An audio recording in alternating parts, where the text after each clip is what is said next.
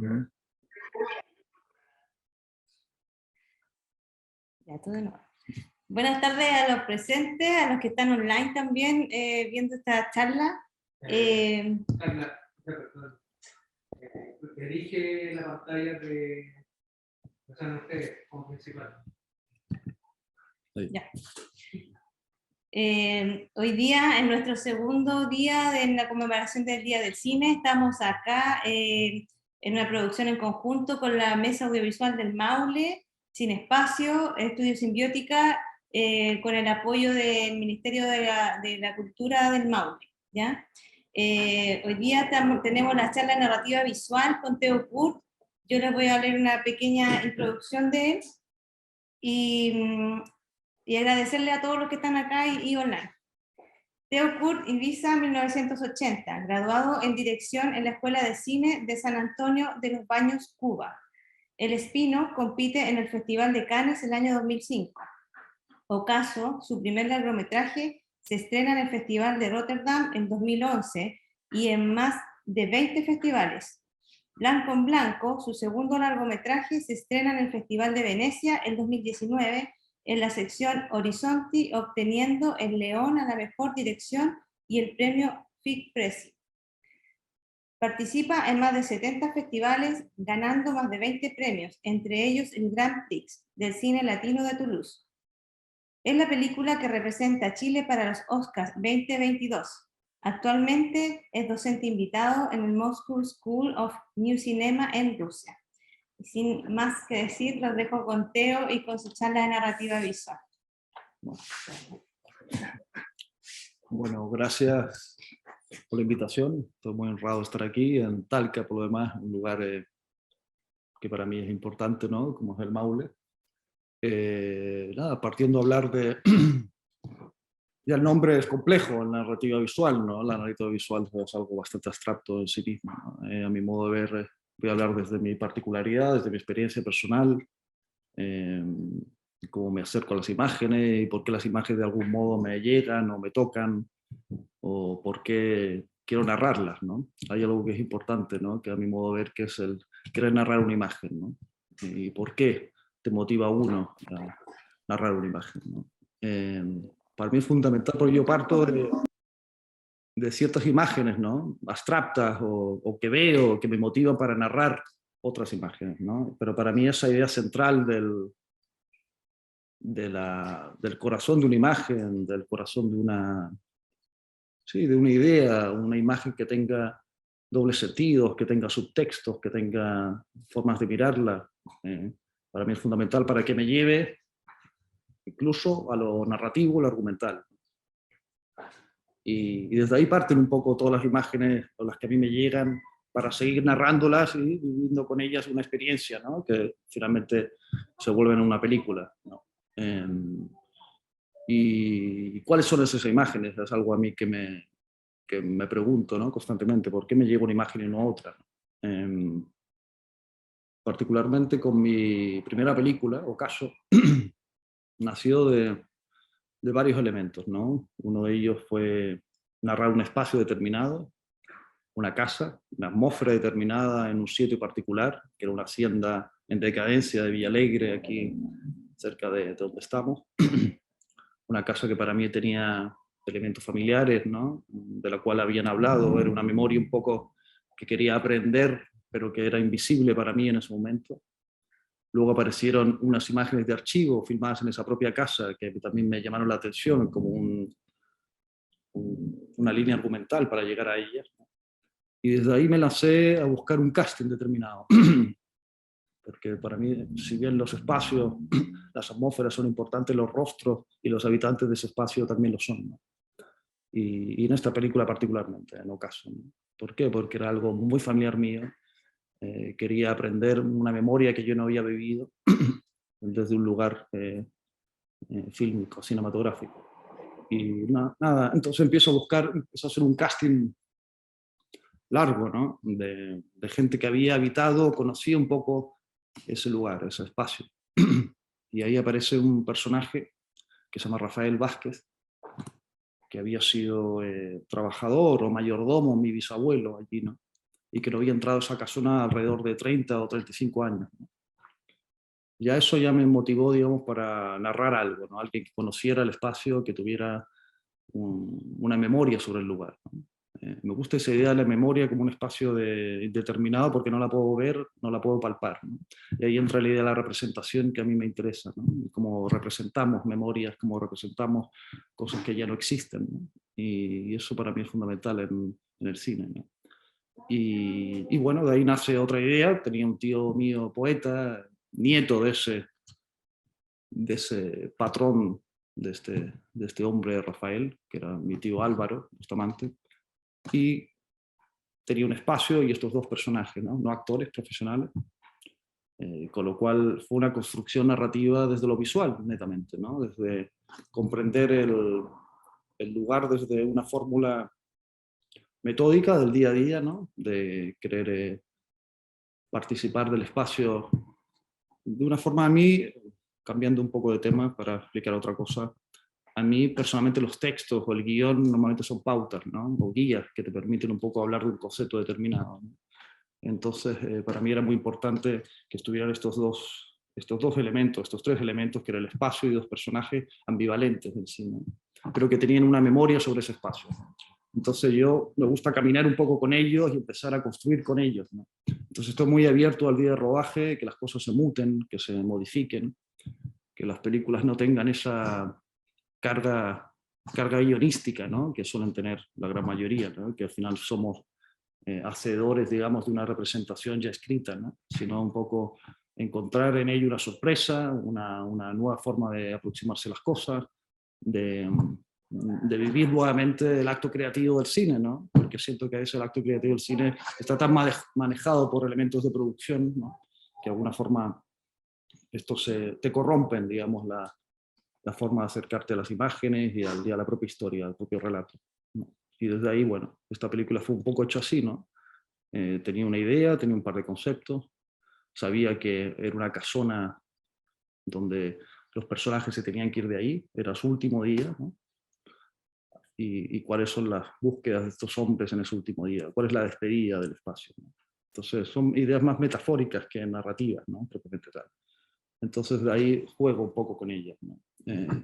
Entonces me interesaba la gestualidad de los personajes, porque como habitas el espacio, yo creo el cine, a mi modo de ver, trata mucho sobre cómo te acercas a las cosas, cómo las cosas tienen de alguna forma una carga sí, gestual, una presencia determinada, ¿no? Y creo que ahí buscaba eso en esta película, una película ya que filmé hace ya 10 años o más, 12 años, pero que de algún modo me sigue llamando la atención por esta búsqueda solamente del gesto, de creer en solamente la secuencia en sí, en la temporalidad, en la gestualidad, en la atmósfera determinada, en las tierras, en las materias, un poco en el misterio de la imagen, ¿no? O de los espacios, ¿no? Y tratar de aprender algo en ellos, ¿no? Y bueno, y la película transita en ese lado, ¿no? Transita constantemente la búsqueda de los gestos, la búsqueda de la presencia, la búsqueda de la desaparición. Otro elemento que para mí que es muy fundamental es el hecho de la luz, ¿no? Yo siempre trabajo metafóricamente con la luz, ¿no? En ocaso sabemos que es un momento del día, ¿no? Un momento del día lumínico, ¿no? Que dejamos de ver las cosas o las vemos de otra manera, digamos. Y claro, esa idea me gustaba, como una despedida, el último momento de las cosas antes que desaparezcan, ¿no? Entonces, esa metáfora o ese concepto lo traté de llevar a la película constantemente, ¿no? Entonces es un día, ¿no? Y cómo nos despedimos de un espacio, ¿no? Y bueno, de eso trata esta película, ¿no? De la desaparición de una forma de habitar el mundo, de una forma de estar en las cosas, ¿no? Sobre todo en un lugar que a mi modo de ver es fuerte, ¿no? Estamos hablando de personas que trabajaron en los 40 en una zona muy oligárquica como era Villalegre o nuestra zona, que es el Maule, ¿no?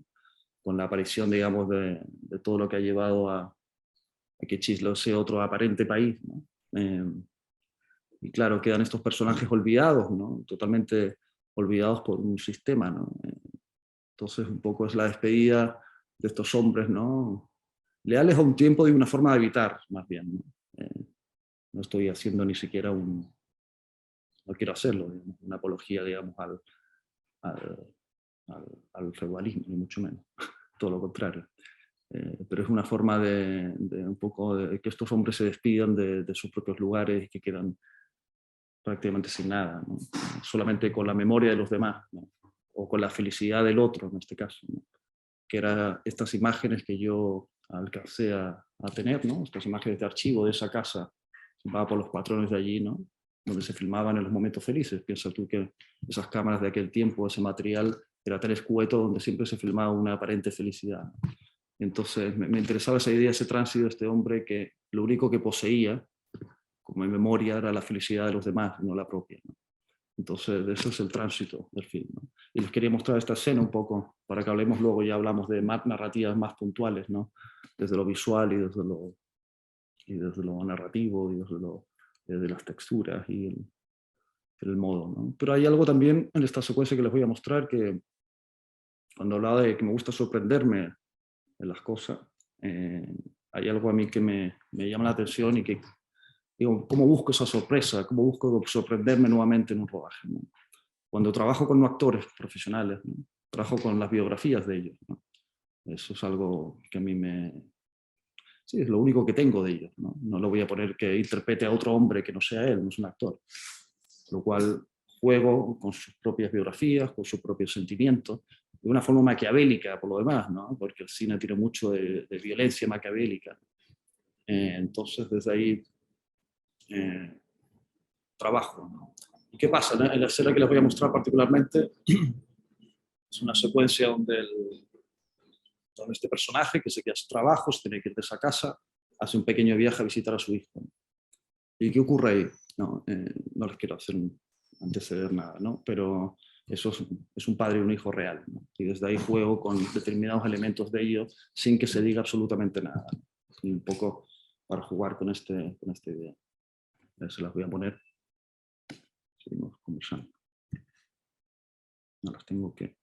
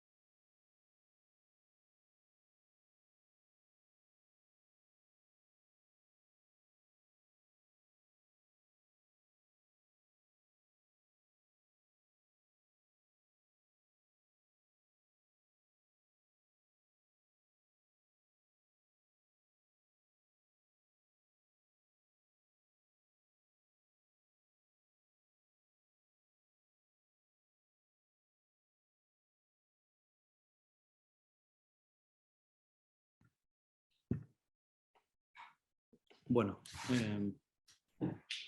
he mostrado esta escena, bueno, por varias razones, ¿no?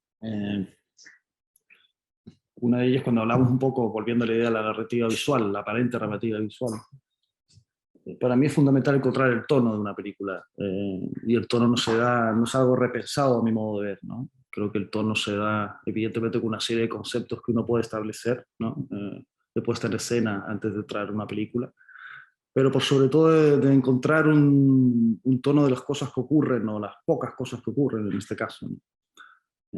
Yo no me gusta hacer un cine artificial, ni de efectos, me gusta la posibilidad de observar, la posibilidad de una concreción, de una potestad de la imagen, ¿no? De una potestad secuencial, ¿no? Digámoslo. La idea es que un poco una imagen se transforme en otra en la misma imagen, ¿no? Un poco como esa última hemos visto, el tránsito de ese hombre en la noche que aparece a raíz de una luz, cómo van adivinándose los árboles en el caminar, una serie de elementos de estar constantemente sorprendiendo al ojo, sorprendiendo a la imagen, a la propia imagen, ¿no? Dándole una narrativa a través del sonido también, que creo es importante, que es el fuera de campo, ¿no? Todo lo que ocurre detrás de la imagen y cómo ese ese fuera de campo de alguna forma también nutre esa imagen, ¿no? Y habla de otras cosas también, no cabe duda. Y así una serie de elementos que voy encontrando en el tono. ¿Y cómo encuentro el tono? Primeramente establezco, como decía anteriormente, una serie de conceptos. Dos personajes, un espacio, una carretera, un límite. Siempre para mí los límites son importantes, como generar fronteras de cosas, ¿no? Que sé que las voy a mostrar en un momento determinado, pero no las muestro al azar, ¿no? Tiene que ver con una salida, tiene que ver con un movimiento, tiene que ver con bastante cosas, aunque de alguna forma siempre estén presentes, ¿no? Como en esta película es la carretera constantemente, toda esa frontera, la carretera de la modernidad, llamémoslo así, si le queremos poner un nombre, que está fuera de esa casona y que nunca llegó a ella hasta este momento, ¿no? Que estoy hablando del minuto 50, ¿no? Así, yo voy descubriendo un poco elementos que de alguna forma constantemente están presentes, de una forma u otra, hasta llegar a ellos, ¿no? De algún modo, ¿no? Lo que hablaba también antes de la sorpresa, con la idea del padre y el hijo, ¿no? Yo aquí trabajé un texto a raíz de sus palabras, no me gusta imponer textos, sobre todo con actores, creo que las voces les salgan a ellos mismos, ¿no? Que no interpreten básicamente, aunque están metidos dentro de una ficción. Esta película hay gente que dice que es un documental, no, es una película totalmente construida, porque sí hay elementos de realidad, digámoslo así, pero es ficción pura, ¿no? Está todo pensado, totalmente desde la concreción de los planos, desde muchos elementos. Entonces de ahí empiezo a construir. Y claro, les hablaba antes de la biografía, que suelo trabajar con biografías de los personajes, en este caso, que era bastante doloroso el tema, bastante trágico por lo demás, ese padre y ese hijo, cuando le pregunta sobre el otro hijo, era un hijo que ya se había suicidado anteriormente, cuando le pregunta por... era una tragedia absoluta, ¿no? Entonces en vez de decirlo, quería jugar un poco con sus reacciones, ¿no? Con la tensión que jugara la reacción. Y de algún modo hay un cierto nervio de la sensación en la escena, que los personajes no están cómodos por las preguntas que se hacen, ¿no? Que creo que era importante a raíz de que eran padre y un hijo que no se veían hace mucho tiempo, con lo cual tenía que haber un nerviosismo, ¿no? Y ellos se ven todos los días, ¿no? Entonces era establecer, digamos, ciertas cosas incómodas que ellos los podían volver incómodos, ¿no? Tanto así que igual algo bastante duro para ellos y el juego es un poco, que luego hablaré de eso, un poco de la violencia del cine para llegar justamente a su, o cuál es la ética del cine, digamos, para llegar a su concreción como arte, ¿no? Y es algo que a mí siempre me llama la atención y me lo pregunto, ¿no? Pero bueno, hablando del tono, el tono para mí lo encuentro básicamente en encontrar los límites de las cosas, ¿no? Los límites de tanto los actores, hasta dónde pueden llegar o no, tanto de la atmósfera que me da y que no me da, porque trabajo con muy pocos elementos, son elementos muy mínimos, una casa, una carretera, dos personajes en este caso, ¿no? Y me gusta ese minimalismo, porque creo que de ahí puede aparecer algo, ¿no? Cuando los contrapones, juegas con ellos como opuestos, ¿no? De algún modo siempre creo que puede ocurrir algo, ¿no? Algo también para mí, ¿no? Que me pueda sorprender de ello, que pueda participar del proceso creativamente, ¿no? Entonces de ahí juego constantemente en ese proceso creativo, en la idea de construir imágenes, ¿no? Sí, y narrar con ellas, pero desde una potestad intrínseca a la imagen. ¿Qué es la intrínseca a la imagen? Su sonido, su autonomía como imagen, que no dependa de una causalidad narrativa como la que estamos acostumbrados a ver, ¿no? Que toda imagen depende de una causalidad o toda imagen depende de una de otra, porque finalmente estás mirando las imágenes por el guión, no estás mirando las imágenes en sí mismas. Entonces, desde ahí para mí era muy importante la autonomía de la imagen como bloque narrativo, ¿no? Como secuencia, ¿no? Como bloque atmosférico o sensitivo. Son películas, a mi modo de ver, muy sí, sensoriales, epidérmicas. Si quisiera que las películas incluso se pudieran tocar o oler, ¿no? En algún aspecto, ¿no? Y desde ahí, para mí, son elementos que siempre me ciño a ellos, sobre todo en la importancia de encontrar un espacio que me interese, ¿no? Yo no puedo filmar en cualquier espacio. No se me ocurre una película. Ahora estaba en Madrid y había un fondo en España que había que realizarlo en Madrid. No se me ocurría ninguna película ahí, ¿no? Tienen que ser lugares que de alguna forma me parezcan imágenes, me seduzcan, quiero contarlas, quiero tocarlas, quiero mostrarlas, ¿no? Mostrar su misterio, o yo por lo menos en el proceso encontrarme con ese misterio o tratar de desentrañarlo, ¿no? Va por ahí, básicamente. Mi proceso, digamos. Y desde ahí ejecuto con conceptos, con una importancia preponderante de la imagen, ¿no? Como vehículo narrativo, como vehículo sensorial, como vehículo acompañado de los gestos de hombres, de hombres que habitan las imágenes, ¿no? Un poco juego por ahí. No sé si tienen alguna pregunta de lo que han visto. Me quedé en la relación persona-actores. Que me interesa mucho lo que has dicho de que el actor no interpreta nada. Y se nota como la fluididad del pasaje del actor profesional. Como que no, mientras en otra película es muy evidente, no sé, Sí. muy fuerte el no actor, El actor. pero igual se ve que el actor recita, que el actor interpreta, ¿no? Acá siento como una fluididad, una fluidez entre el uno y el otro, ¿no? Sí. Fantástico. Te deja entrar completamente, ¿no? Sí.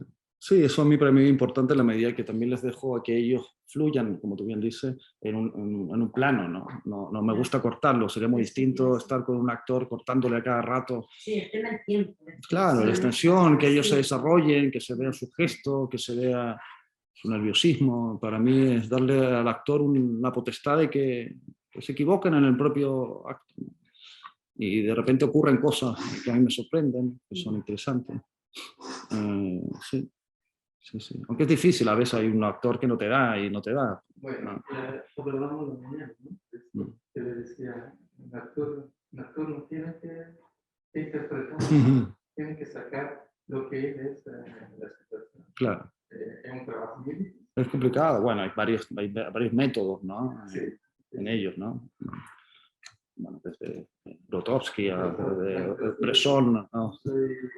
Vale. Vale.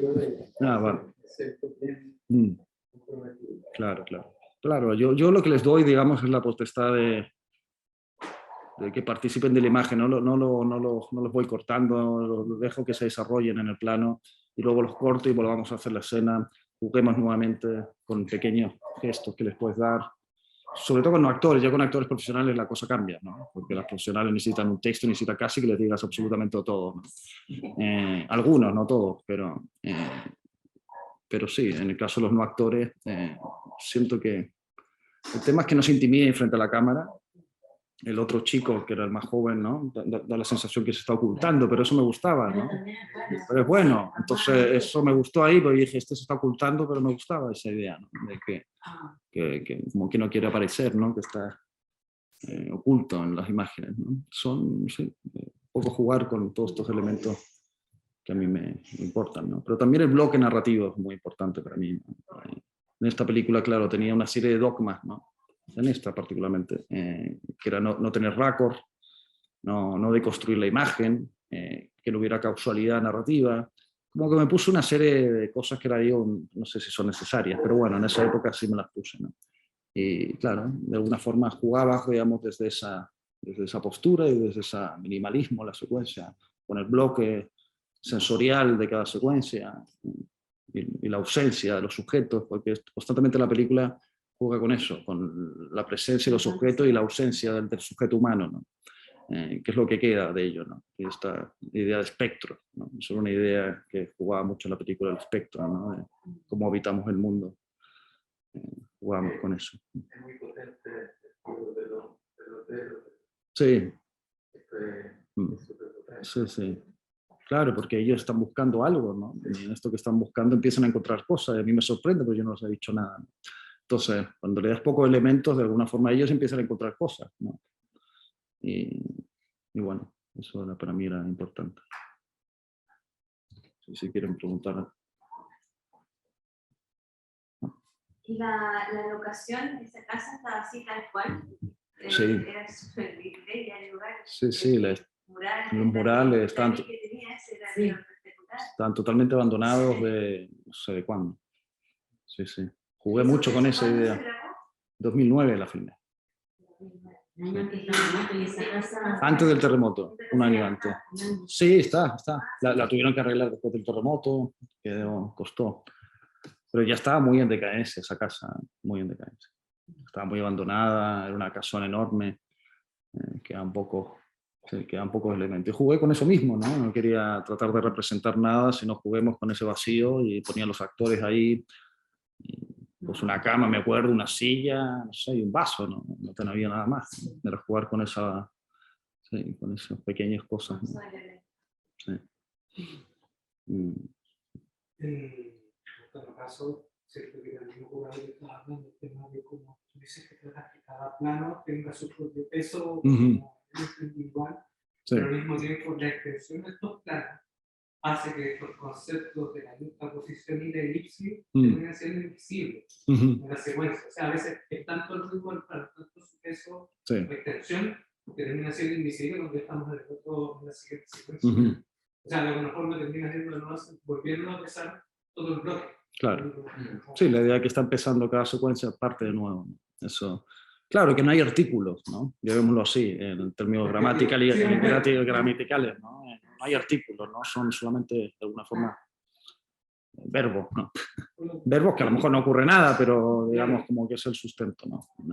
Pero bueno, va variando desde ahí. Claro, desde ahí va jugando y desde...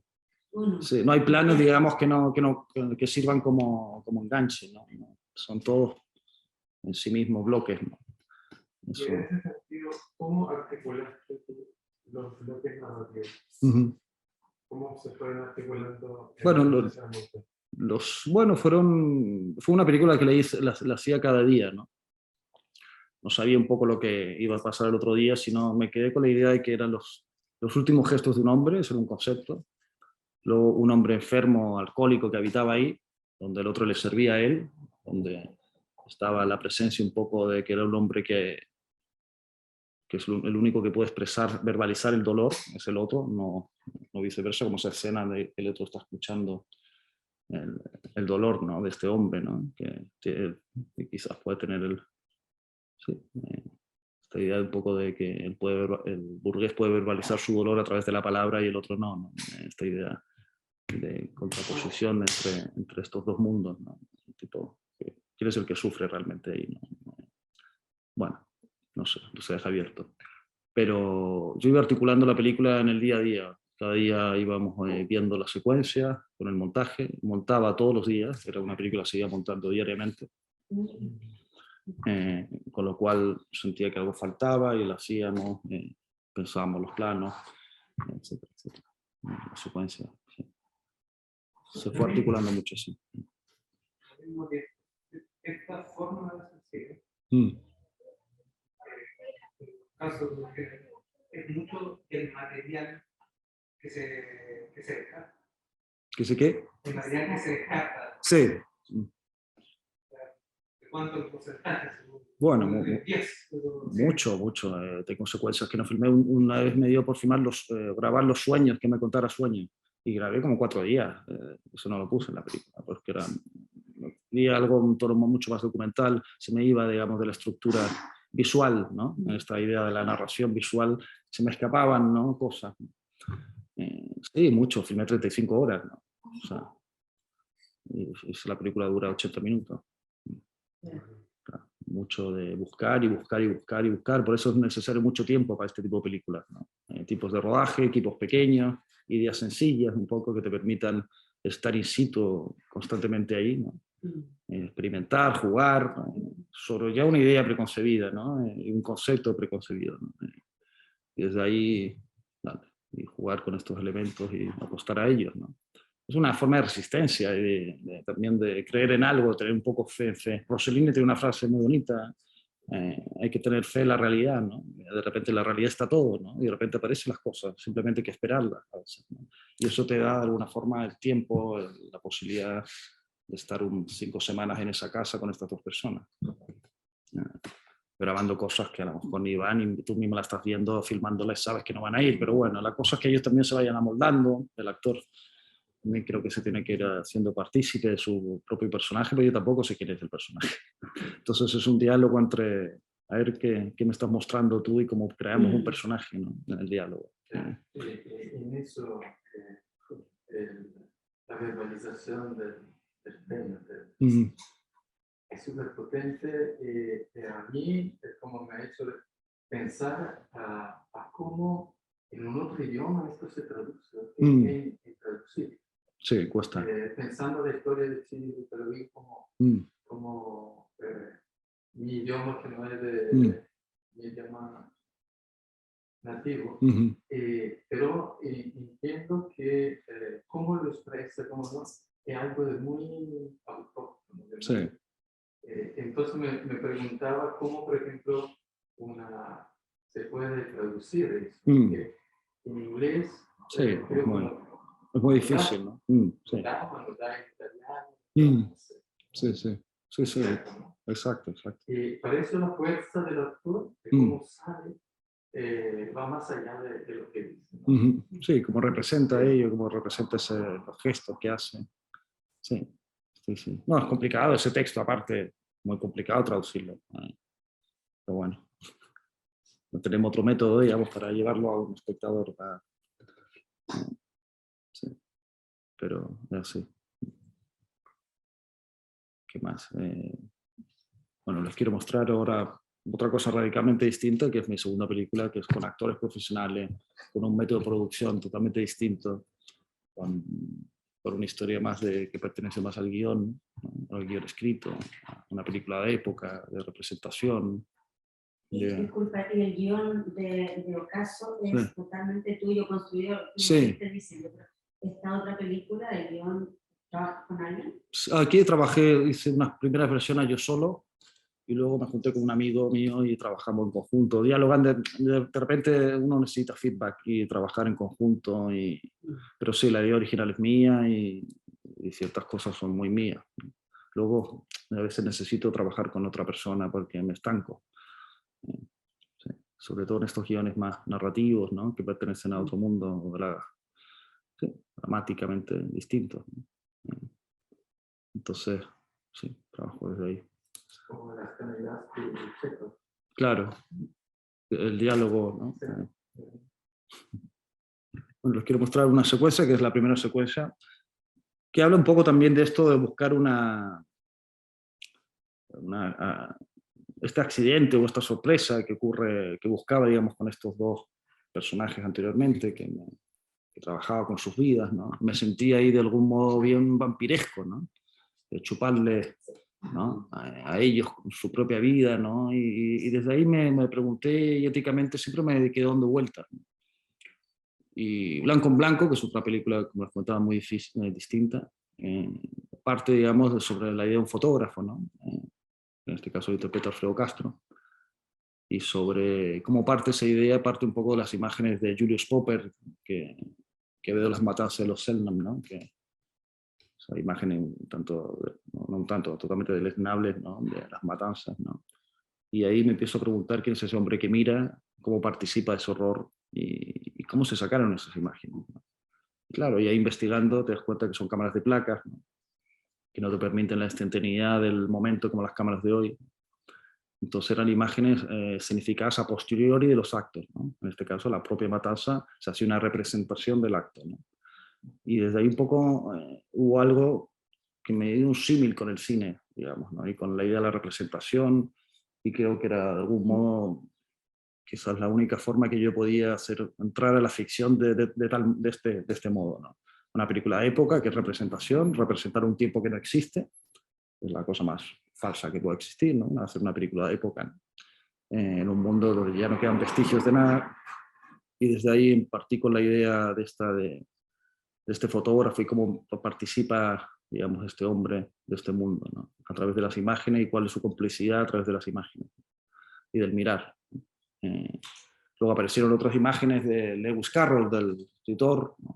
Con Alicia, ¿no? Que lo sacaba una foto erótica, ambiguamente sexuales, eróticamente duras, ¿no? Fuertes, ¿no? Entonces, ese símil entre este fotógrafo que puede captar tanto la presunta belleza de una niña o la presunta inocencia antes de ser corrompida, y que puede luego fotografiar la muerte con el mismo ojo y buscando de alguna forma la misma estetización, me pareció una idea que que me gustaba como arco narrativo de comienzo y fin del personaje. Entonces desde ahí un poco empezó a partir la película y empecé a escribirla y fue un proceso muy largo de 8 años de buscar financiamiento, etc. Entonces, bueno, quiero partir con la primera escena. Es una escena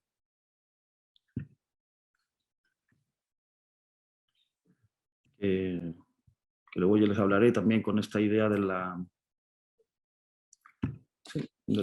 violencia del propio cine, del propio acto de filmar. Yo no sé cómo se puede sacar aquí esto. Ahí.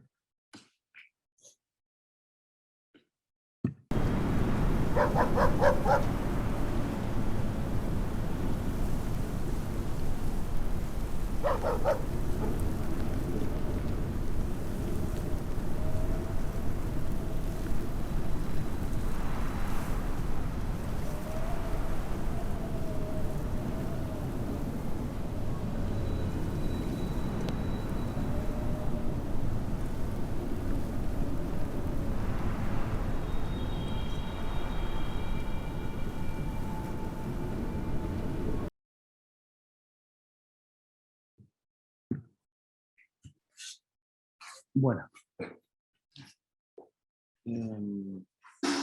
toda esta secuencia básicamente porque creo que apela un poco a lo que estábamos hablando antes, ¿no? Cómo lograr de algún modo que una cierta escena me sorprenda a mí mismo también, ¿no? Aquí pasó algo en esta secuencia, era una secuencia que estaba escrito de otra manera, o sea, todo este final no estaba en la película, pero ¿qué pasó con esa niña del casting, que es una chica de Tenerife? En el casting la niña me vomita en cámara, con lo cual me gustó ese término para la secuencia. No estaba escrita, ¿no? Pero yo la pensé en el momento para finalizar la secuencia. Entonces, ¿qué hago? ¿O qué hacemos más bien? Aíslo a la chica, era la primera escena que filmaba de la película con nosotros, aíslo a Alfredo de ella, realmente ella desconoce un poco a todo el equipo técnico, trabajo conmigo, con la vestuarista, maquillista, etc., maquilladora, y la lanzo un poco a este plano, ¿no? Como máster que hay en la película, donde ella llega y empieza a relacionarse con este fotógrafo, ¿no? También hay alguna serie de pautas que yo le voy diciendo a los actores que ellos no saben, digamos, cómo están funcionando, justamente porque ocurra esta confusión o que ocurran cosas que a mí me van a sorprender de algún modo, ¿no? Como es que a la niña yo le digo al Alfredo que le pregunta cosas que debo hacer y yo le digo a la niña que no haga lo que le dice el fotógrafo, ¿no? Entonces ahí se genera una cierta confusión donde tampoco Alfredo sabe lo que va a ocurrir realmente en la secuencia. Entonces voy jugando con pequeñas informaciones en la secuencia a cada uno de los actores para que de alguna forma algo ocurra, algo que no sé lo que pueda pasar, ¿no? Y termina ocurriendo. Bueno, y termina ocurriendo que la niña realmente está tan nerviosa con la secuencia que termina un poco desmayándose y luego vomita a posteriori. Entonces en la película la secuencia se cierra un poco como lo que yo buscaba. También podría haber pasado que no ocurriera eso que yo estaba buscando, ¿no?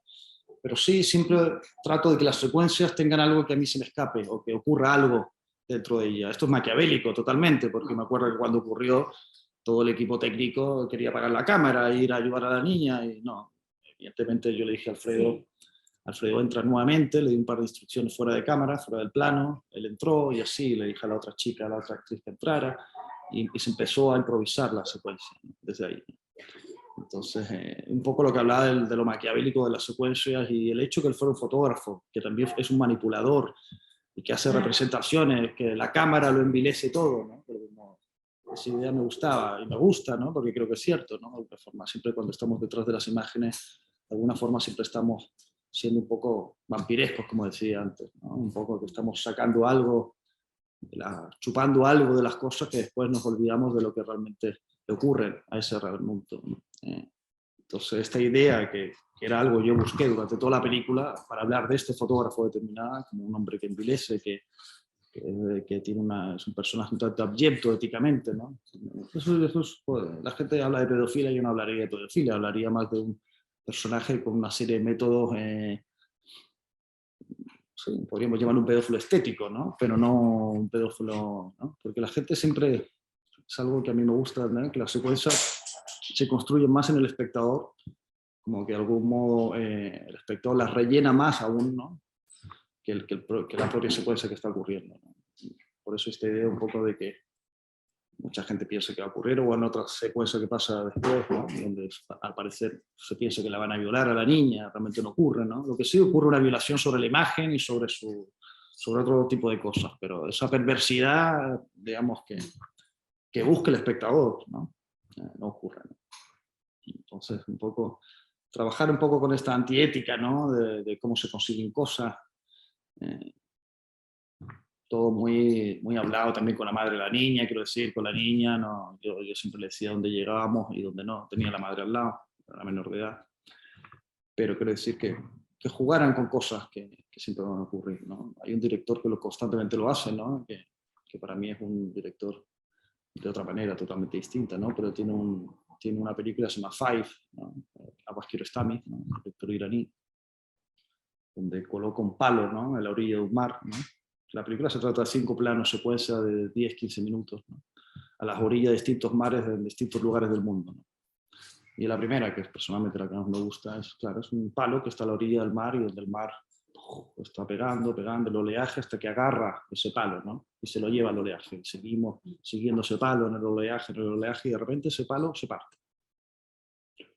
Se parte ese palo, y seguimos mirando y tenemos que escoger. Y ahí hay algo que yo siento que es el hecho más estructural, digamos, de un film, ¿no? Escoger, ¿no? Ahí donde uno escoge empieza a aparecer la narrativa, ¿no? O la dramaturgia, llamémoslo así, mejor dicho, ¿no? Y él escoge la mitad de un palo, ¿no? El otro desaparece. Y de repente ese otro palo, en este oleaje, aparece mucho más atrás, ¿no?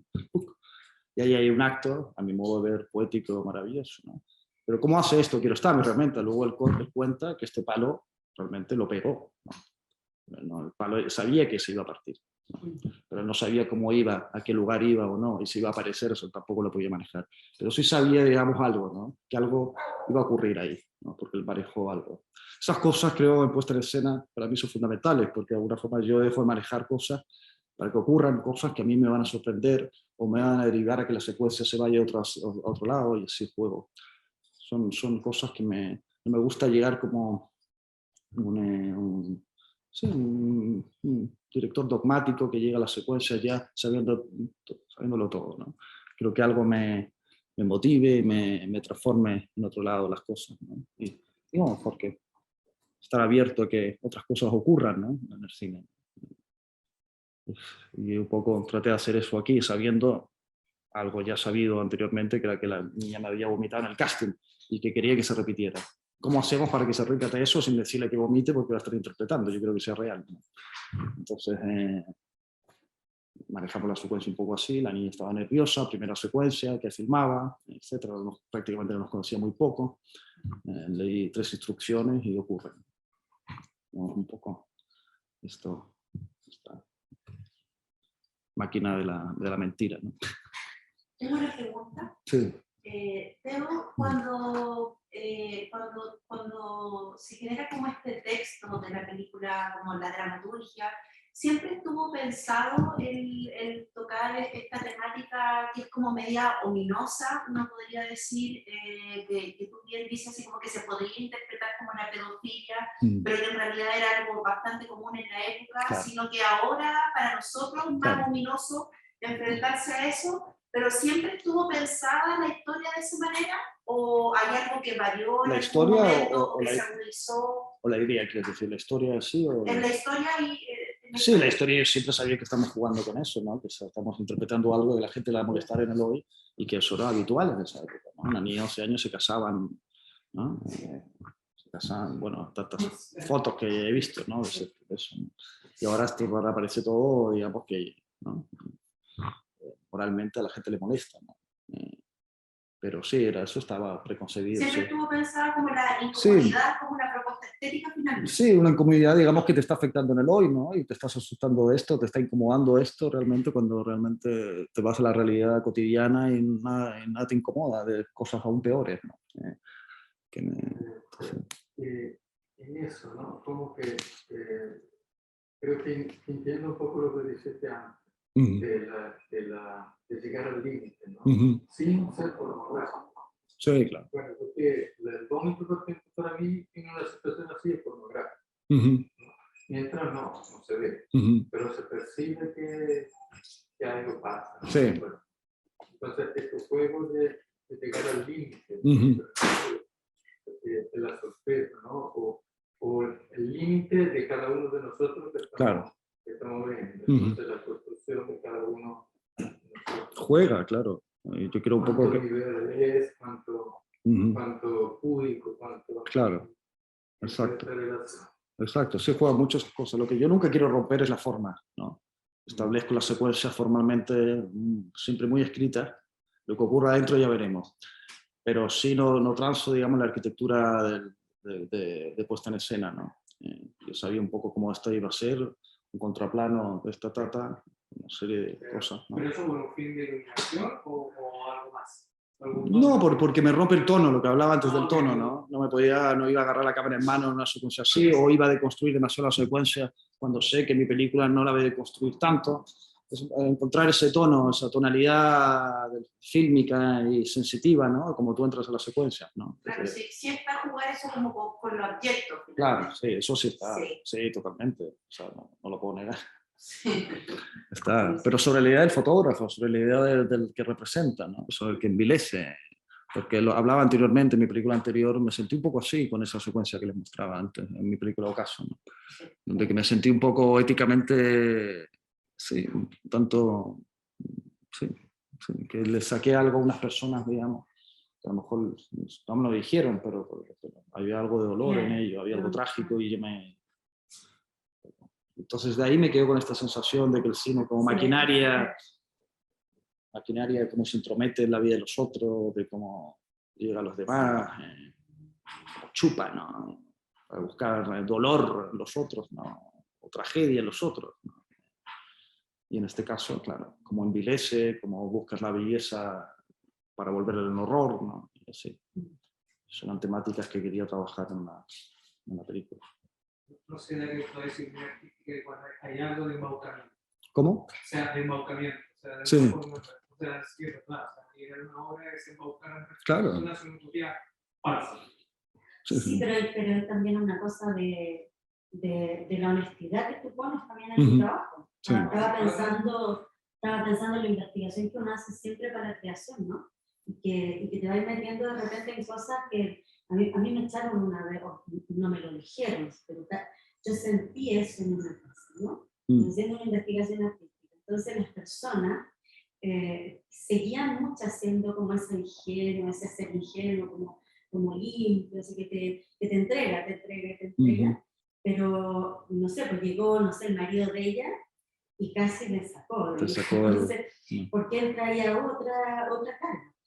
Pero yo le trataba de explicar que no lo estaba haciendo con ninguna mala intención, todo lo contrario, lo que quería era conectar la historia que estaba viviendo, que tenía que ver a todo esto con más, digamos, con otra estructura mayor, pero sí, o sea, está eso, hasta dónde está esta honestidad de uno como creador, de dejar sacar esto, y dónde está el límite. Claro. También tal vez con lo que hablaba. Es que el límite de las subjetividades siempre es como muy difuso. Sí. Entonces, pero en todo plano de cosas. Entonces lo artístico tal vez es más notorio dentro de una creación, sobre todo dentro de lo cinematográfico también. Sí, porque ves una trama, porque se desarrolla, hay un conflicto, hay un final, entonces tal vez la fotografía es distinto, a pesar de que, por ejemplo, tiene que ver igual y todo, pero claro, yo siento que en el cine, y por lo que me gusta también, hay un desarrollo más potente del tema subjetivo, como de esta trama subjetiva de la que tú te puedes apropiar, pero que también uno entra como en el dilema ético, como bien lo decías, como de ¿esto es mío o esto es algo de lo que yo me estoy... Claro. Aprovechando. Pero va a pasar siempre, ¿no? Siempre. Va a pasar siempre. Sí, como el dilema. Trabajas con la realidad, trabajas con la realidad y al final, ¿no? sobre todo cuando trabajo con actores, con profesionales al final son conscientes que están interpretando, ¿no? Pero esa niña no estaba interpretando porque era una niña, por eso el juego, digamos, ahí de los actores, ¿no? Ahí la cosa se modifica. Y luego a raíz de lo subjetivo, no, yo siempre quería jugar con esta idea, quizás una autocrítica, digamos, ¿no? Porque yo también soy muy esteta con los planos, con la luz, etcétera, algo que también el fotógrafo hace, ¿no? Entonces esa dualidad entre cámara de cine, acto fotográfico, todo se empieza a volver en una simbiosis, ¿no? De juicio, ¿no? Digamos, cómo te aproximas a las cosas, cómo iluminas los objetos, ¿no? El mismo horror, en este caso. Una serie de ideas que... A mí me gustó mucho la primera imagen de la niña de pie, que estaba con media cara. Sí, o sea, cuando estaban... me preguntaba, ¿cuándo se tira? ¿Cuándo toma luz? Necesitaba como verla ella en su reacción. Sí.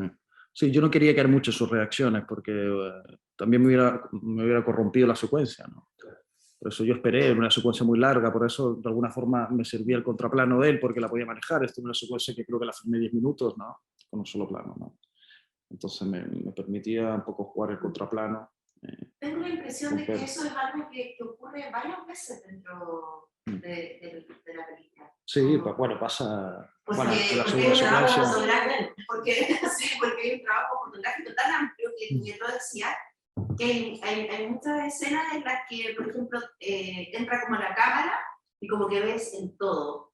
Y es maravilloso, y recuerdo, y te dan como te aparecen como 1000 referentes además, y de repente como que aparece la personita como pequeño, claro. o con una sombra, que no te permite ver del todo, pero eso justamente es lo rico. Sí. Es lo que te provoca las ganas de seguir viendo probablemente la película, además de la trama que hay de por medio, que es sumamente interesante. Pero hay un trabajo fotográfico súper potente. Sí, de la figura yo siempre me gusta trabajar al sujeto en un entorno determinado, no me gusta separar al hombre por el hombre, digamos, en el sentido, ¿no? Me gusta que el hombre o los personajes pertenezcan a un entorno determinado, que sean parte de una escenografía, ¿no? Y jugar justamente con esta idea, ¿no? Y sobre todo ese paisaje tan potente de haber caído, digamos, en una película donde los personajes, esta dardeniana, podríamos decirlo, ¿no? Una película más epidérmica, ¿no? Desde los sujetos, ¿no? Hubiera sido romper un poco toda esa como algo monumental que hay en ese espacio, ¿no? Quería tener al hombre ahí, ese observador de esa pequeñez, ¿no? De sentirse pequeño y tratar de dominarla con este sistema aparente, ¿no? De este porte, ¿no? Esa dualidad entre espacio y sujeto me gusta. Bueno, y para ir cerrando, les voy a mostrar otra secuencia de la peli, digamos que cierra un poco la idea, ¿no? Que es la idea, bueno, la habéis visto alguno, pero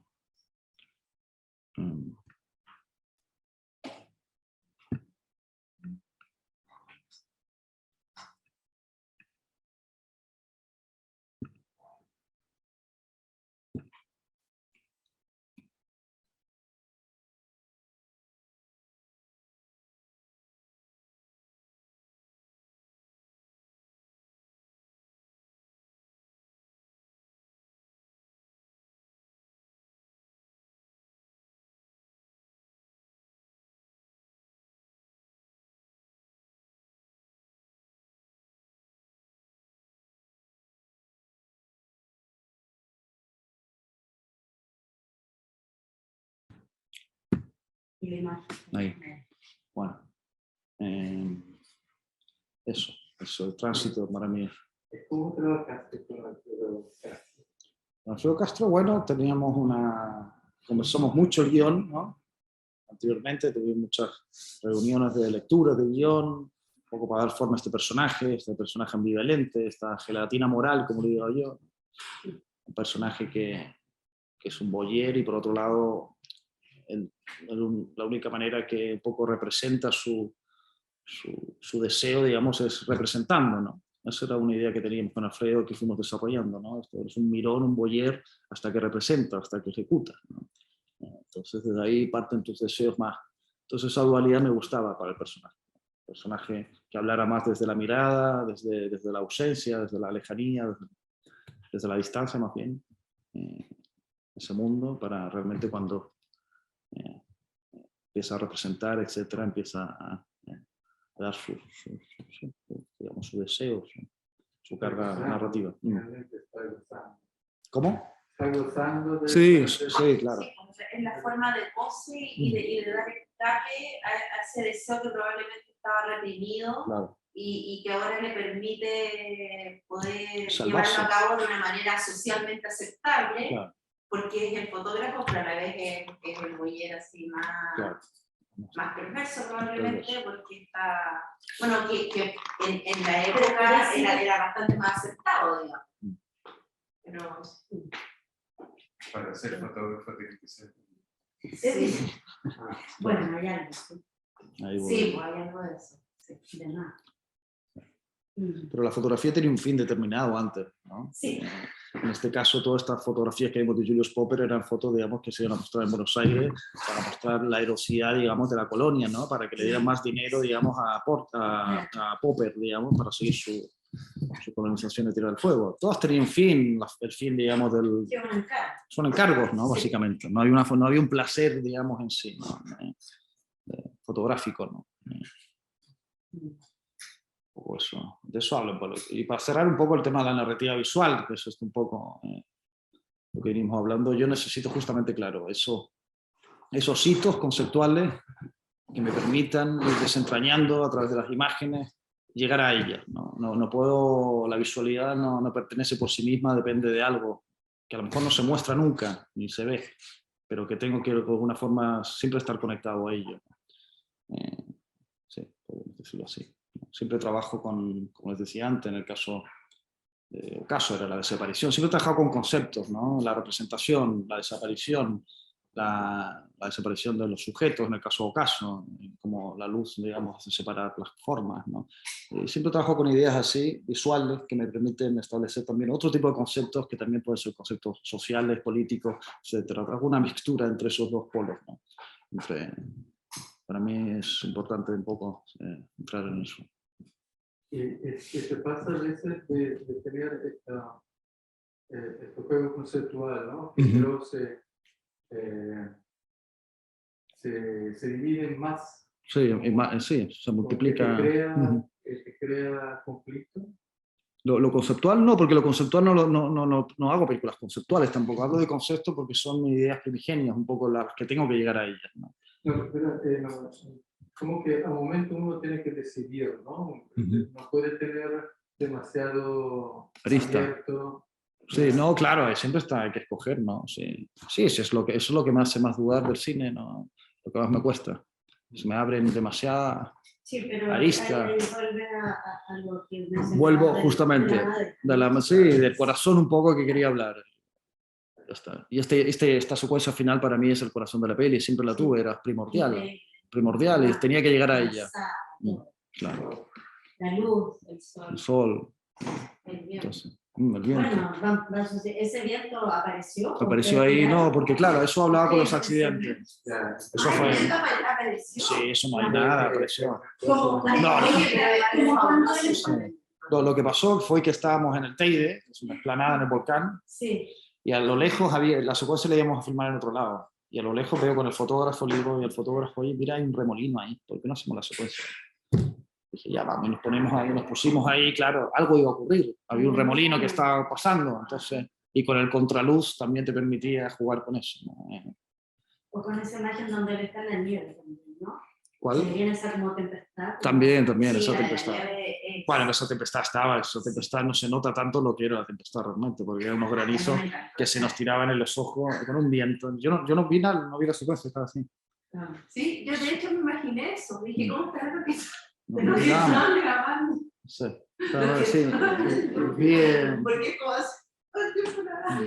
Pasó algo de así, la piedra. En otra película, sí, en Ocaso. Donde estaba saliendo el personaje, sí. estaba llegando cerrar que se iba a la carretera. Sí, la carretera. Pero también allá fue un momento que la luz lo ha hecho desaparecer, ¿no? Claro, justamente esas ideas para mí, las ideas que las imágenes se transformen en algo, ¿no? Y que tengan un destino y un comienzo, ¿no? Porque, digamos, para tener una secuencia, quiero decir, ¿no? Que no son solamente un tránsito, porque los tránsitos no me parecen artículos, como hablábamos anteriormente. Necesito que la secuencia tenga una potestad sí, secuencial, aunque realmente no ocurra que lo que narre sea el pasar de un camión o el caminar de aquí a la esquina, pero cómo caminas y qué aparece en el camino, etcétera. Todas esas cosas me las planteo, claro. Bueno, acerca del, porque dijiste que en blanco en blanco, bueno, recordaste mucho la arquitectura de la serie. Y en el caso, el montaje se fue haciendo día a día. Sí. En el caso de blanco en blanco, como escribiste un guión antes de tener el rodaje, ¿qué tanto la versión final se parece a ese guión? Claro, es otra película. ¿Ah? Siempre son otras películas, los guiones nunca se parecen a las películas. En ese sentido, No, sí, porque a nivel conceptual, desde la forma, yo siempre pienso un poco así, como que establezco un tono. Lo que ocurre otro tono, que es el tono de los actores, el tono de otras cosas que pueden aparecer, ¿no? Pero a nivel formal trato siempre de... Y esta es la idea de un fotógrafo, entonces alguien que mira con distancia. Eso era un concepto que tenía puesto en escena. Es alguien que mira un poco los cuerpos desde una lejanía, que no toca mucho los cuerpos, que no hay primeros planos, que es alguien que siempre está observando sí, como un escenario de las cosas, ¿no? Entonces eso ya era un concepto preestablecido para mí formalmente, con lo cual yo estructuré la peli ya preconcebidamente desde ahí. Si queremos hablar para el lado musical, tú estableces una tonalidad. Sí. Después, alrededor de esta tonalidad están disonantes. Sí. Sí, juego un poco con eso, sí. Sí, luego me abro otras cosas, ¿no? También improviso escenas. Lo que pasa es que, claro, blanco en blanco, ¿qué me ocurrió? Tenía un guión muy establecido y con esta idea que les hablaba antes, que quiero ser un poco partícipe creativamente, más aún de lo que ocurre, ¿no? Empecé a romper el punto de vista. Luego perdí 4 días o 5 días de rodaje, que eran carísimos por lo demás, por estar ahí, y luego me di cuenta que estoy haciendo puras tonterías y volví para atrás y seguí con el guión. Pero claro, esas 5 días de rodaje perdidos porque no funcionaron tampoco en el montaje. Porque me puse a deconstruir el punto de vista, quise hacer una película más coral cuando tenía muy pocos días de rodaje. Era una película con un costo sí, físico y por el paisaje, por todo lo que conlleva, que no me podía poner a jugar como podía jugar en la película anterior, ¿no? Donde era así, constantemente. Por cierto, a veces los largometrajes con equipos grandes se vuelve como más caballo hoyo. Sí. Tener esa libertad de equipos reducidos. Sí, justamente. Sigues un canon, más bien. Todo lo que 5 minutos. Claro, está el asistente de dirección, que no puedes modificar tanto las cosas, pues ya está todo pedido, no puedes, a no ser que seas, no sé, un director ya tengas mucho. Claro. Pero no es el caso. Aquí yo creo que en América Latina no se filma así. Tengo una pregunta. Sí. Sí. Para tu gusto, narrativa, en la narrativa cinematográfica, ¿existe algo distinto de lo que generaste cuando hablas de las narrativas? ¿Cómo? Dramático, o sea, para ti, ¿existe algo meramente que pertenece a una narrativa cinematográfica, lo visual, a diferencia de la otra arte? ¿O sí comparte todo lo que está disponible en otras disciplinas? ¿Qué dices? Que un poco que si el cine comparte la... Sí, como que si tiene un conocimiento exclusivo, más allá de la luz. Sí, yo creo que sí tiene, ¿no? Sí, o sea, desde tu punto de vista. Claro que tiene, claro que tiene. Simplemente trabaja con el tiempo, ¿no? Yo creo que es la materia prima del cine, ¿no? Entre otras cosas. Sí, la materia de lo humano, ¿no? Que es uno de los sujetos, de las herramientas que tiene el cine, un poco su representación, son personas, ¿no? Las emociones, ocurren una serie de cosas que... Sí, en el teatro podrían estar, pero en el teatro el tiempo no existe, ponte tú. Existe el tiempo, la temporalidad de lo que dura la obra, pero no existe cómo tú manejas el tiempo, cómo lo estructuras a nivel de esta fascinación que puedes construir una película que ocurre en 20 años, ¿no? O sentir el tiempo directamente en la secuencia, o el punto de vista determinado del tiempo, ¿no?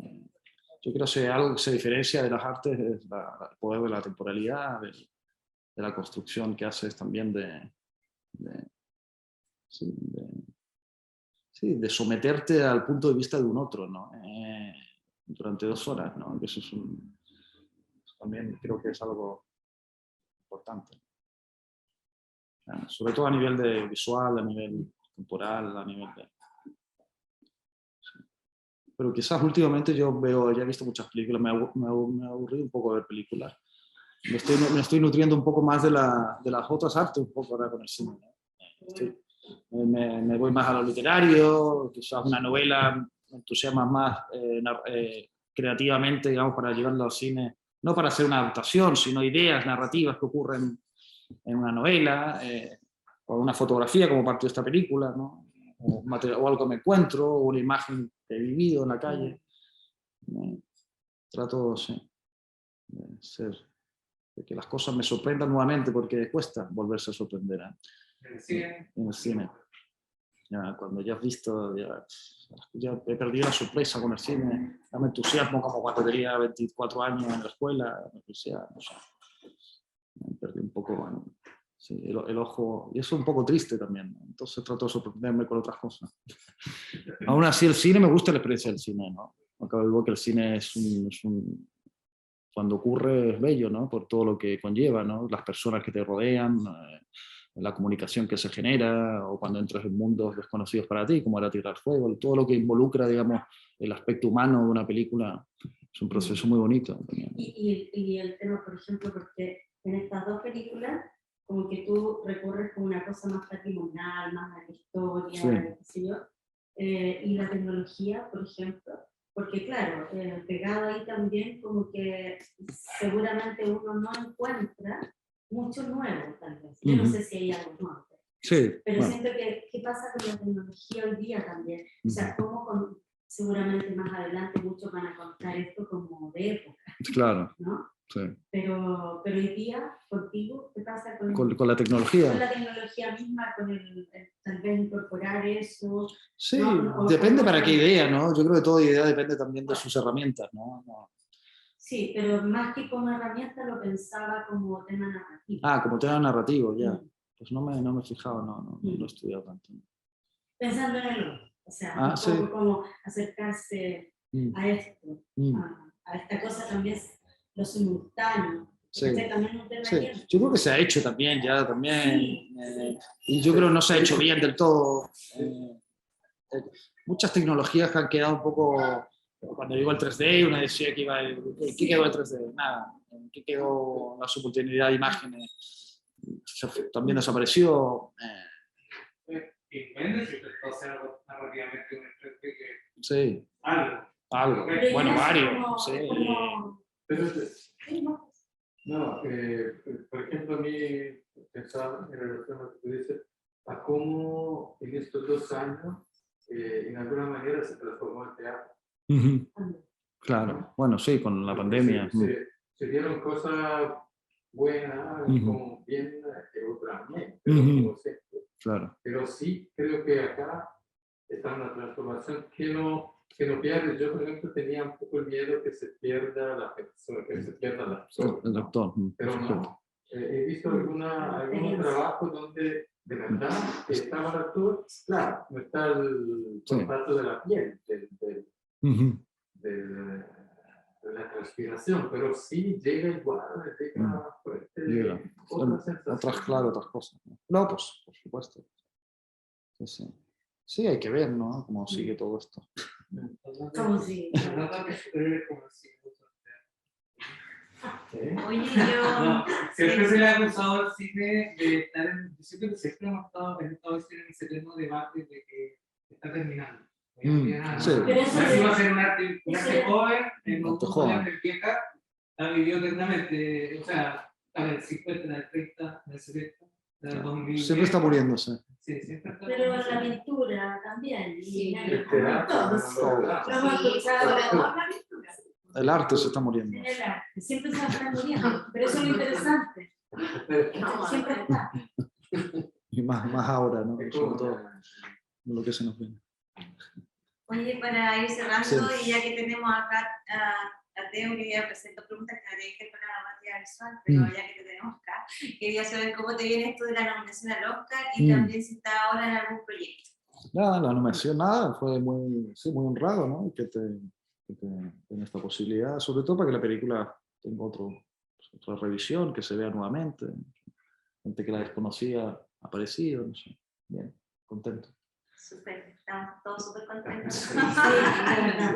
Gracias. Y estoy con otro proyecto, escribiendo. No estoy, es muy abstracto todo, sí que no me gusta. Me gustan las películas ser un poco secreto. Un poquito. Pero estás escribiendo. Sí, sí, claro, sí. Ya, súper. Sí. Eso, entonces yo voy a ir cerrando, voy a parar aquí un poquito. Vamos a despedir a Teo, le damos las gracias por estar acá.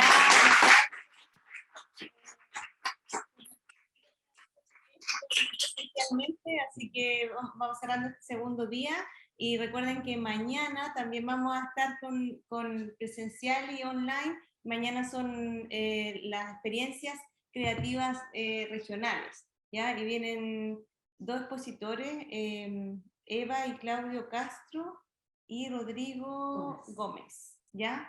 Así que para que no se la pierdan, si quieren asistir, todavía hay cupos. Y si no, se conectan online. Muchas gracias también a los asistentes y ahora vamos a tomarnos un juguito, los dejo invitados. Y acá terminamos la conexión. Ya.